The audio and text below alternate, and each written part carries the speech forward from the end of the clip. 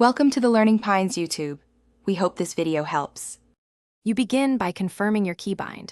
On PC, the only way to trigger Elemental Sight is the left Alt key unless you remapped it. Press and hold left Alt now, and you'll shift into the tinted overlay. You'll see colored trails and ghostly particles leading to related objects or enemies. Once done, pan the camera slowly to follow those cues. Make sure to scan up and down because clues hide at different heights and distances. With Elemental Sight active, you should prioritize the brightest trail. That's the primary path to the target. Move forward using WASD while holding left Alt and rotate the camera to confirm forks or side hints. You'll notice weaker sparks for secondary items. Ignore them until the main trail ends. Also, make sure to toggle view height by looking up or down because some clues float above or sit low to the ground, so keep scanning as you approach.